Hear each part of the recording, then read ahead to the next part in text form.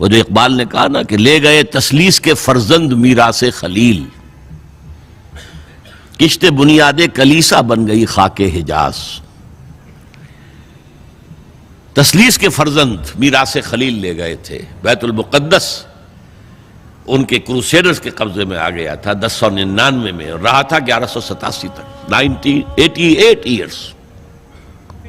لے گئے تسلیس کے فرزند میراث خلیل، تو میراث موسوی جو تھی وہ منتقل ہو گئی محمد رسول اللہ صلی اللہ علیہ وسلم اور آپ کی امت کو۔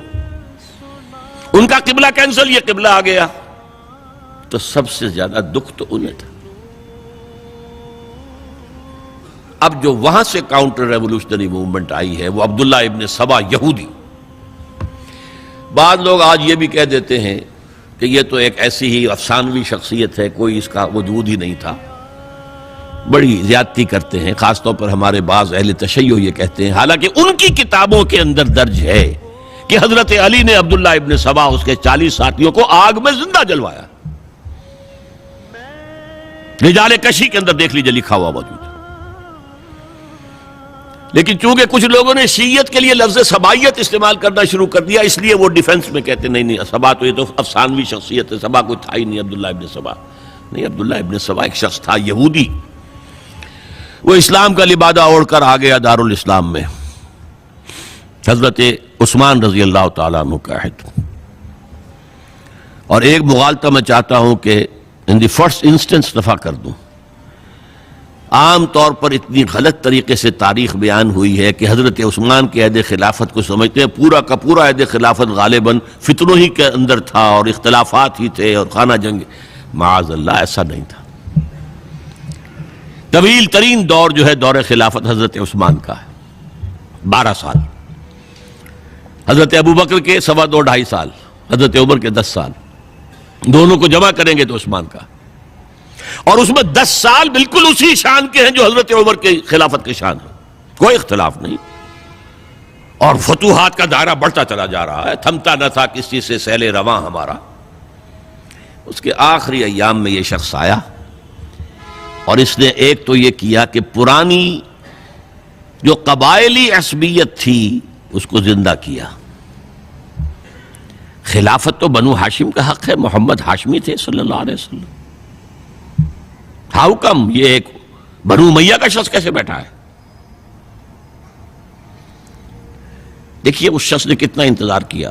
حضرت ابوبکر بنو امیہ میں سے نہیں تھے، لہذا یہ فتنہ اس کے خلاف نہیں ہو سکتا تھا، کیونکہ چشمک جو تھی وہ بنو امیہ اور بنو ہاشم کی تھی، بڑی پرانی تھی، یہ بڑے برابر کے یہ دو کلینز جو تھے مد مقابل تھے ایک دوسرے کے، باقی چھوٹے قبیلے تھے، بنو تیم ہیں، بنو عدی ہیں، لیکن مقابلہ تھا بنو امیہ اور بنو ہاشم کا۔ حضرت ابوبکر بنو تیم میں سے، حضرت عمر بنو عدی میں سے، بنو امیہ میں سے حضرت عثمان۔ اب اس کو موقع ملا، اب آیا یہ اموی، یہ بن گیا، یہ سب غاصب ہیں، ابوبکر بھی، عمر بھی، عثمان بھی۔ خلافت پہلے دن سے علی کی ہے اور اس کو ملنی چاہیے۔ اس سے آگے بڑھ کر، اور علی تو خدا ہے، انکارنیٹ، گاڈ انکارنیٹ، یہ اس کا عقیدہ جس نے پھیلایا۔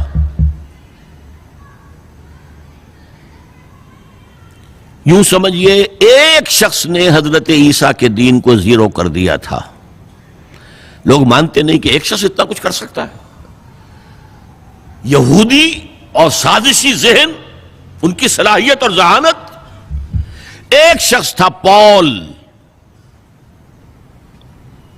حضرت عیسیٰ کو خدا کا بیٹا بنانے والا، وہ توحید ختم، تسلیس آ گئی۔ شریعت کو ختم کرنے والا وہ حضرت عیسیٰ کہہ کر گئے تھے تم پر شریعت موسوی نافذ رہے گی، اس نے کہا نہیں، ایبروگیٹڈ، نو شریعہ۔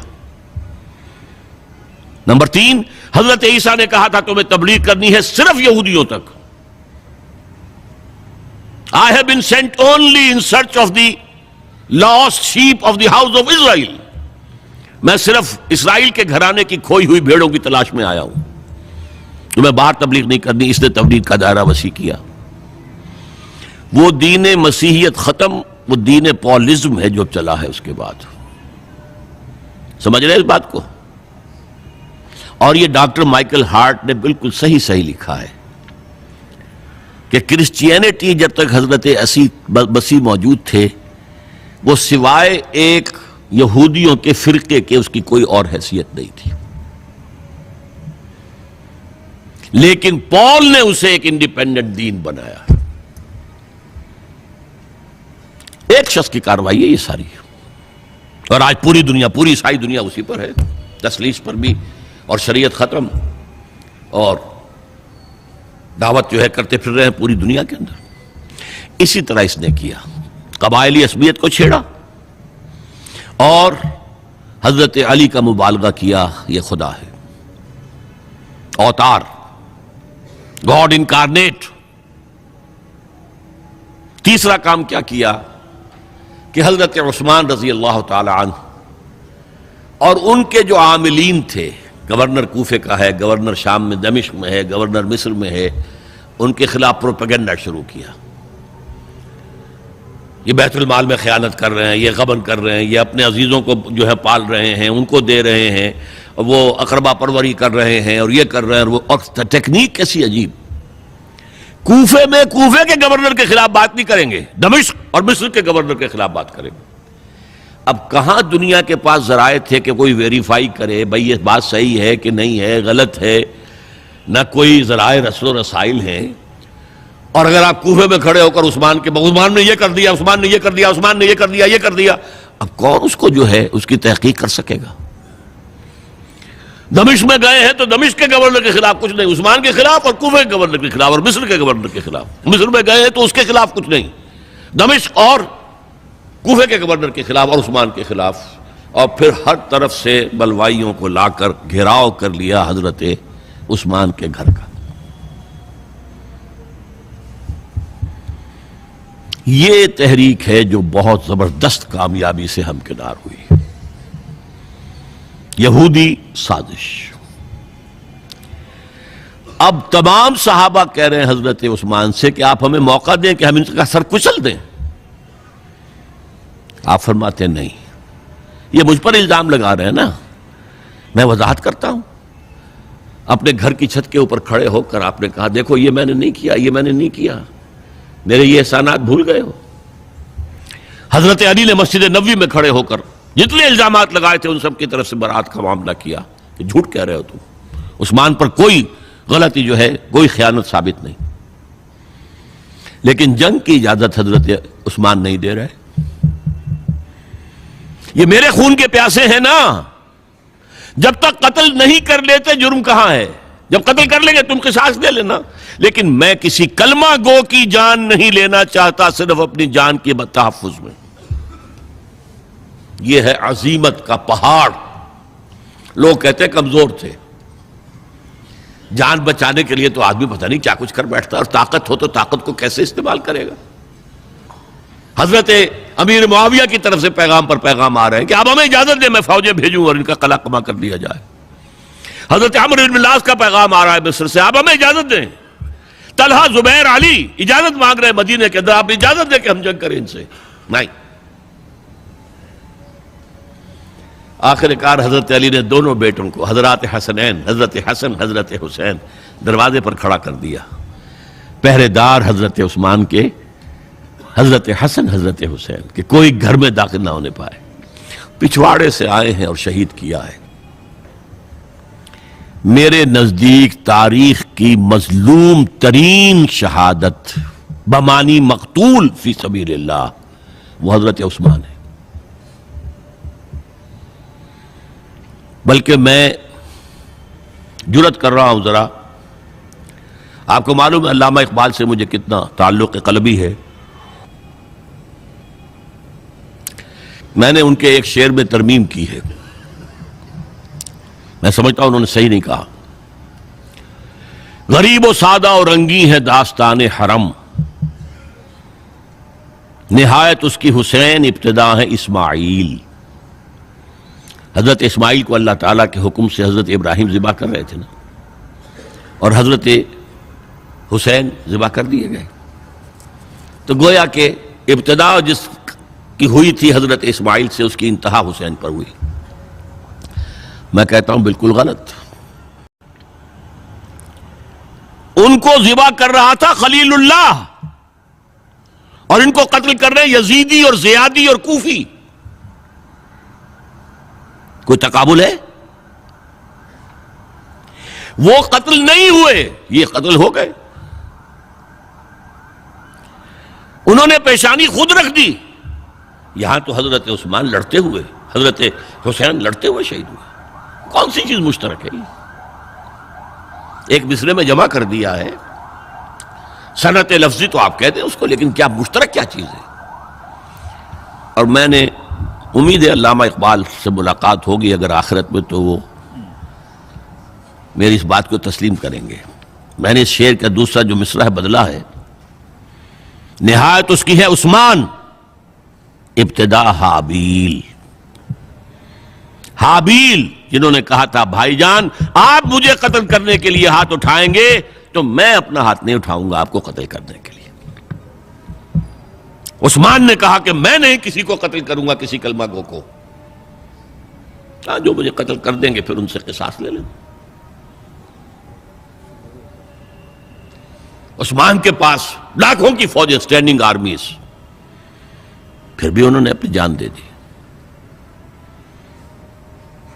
حضرت حسین بہرحال جتنے بھی افراد تھے بہادری سے، شجاعت سے لڑتے ہوئے شہید ہوئے، اس میں کوئی شک نہیں، لیکن لڑتے ہوئے شہید ہوئے نا۔ حابیل کی طرح یہ تو نہیں کہا کہ تم مجھے کرتے ہو تو کر دو، میں تو تمہیں قتل نہیں کروں گا، نہیں۔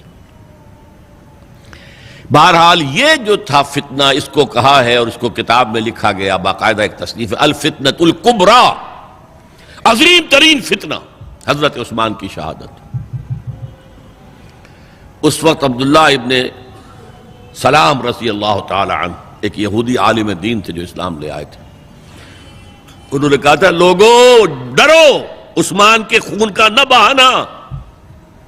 میں جانتا ہوں تاریخ بنی اسرائیل کی، اگر کبھی کوئی نبی جو ہے اگر شہید کیا گیا تو 70,000 آدمی اس کے بعد مارے گئے اللہ تعالی کی طرف سے، اور نبی کا اگر کوئی خلیفہ قتل کیا گیا تو 35,000 آدمی مارا گیا ہے۔ تو اگر تم نے عثمان کو قتل کر دیا تو یہ خون کے دریا جو ہیں پھر آ جائیں گے امت کے اندر، باز آ جاؤ، خدا کے لیے باز آ جاؤ۔ لیکن نہیں، بہرحال حضرت علی رضی اللہ تعالی عنہ نے بلایا عبداللہ ابن سبا کو اپنے ہاں۔ تم کہتے ہو کہ میں خدا ہوں؟ ہاں آپ خدا ہیں۔ توبہ کرتے ہو کہ نہیں؟ نہیں۔ میں تمہیں زندہ جلا دوں گا، جلا دو، تم خدا ہو، ہماری آزمائش کر رہے ہو۔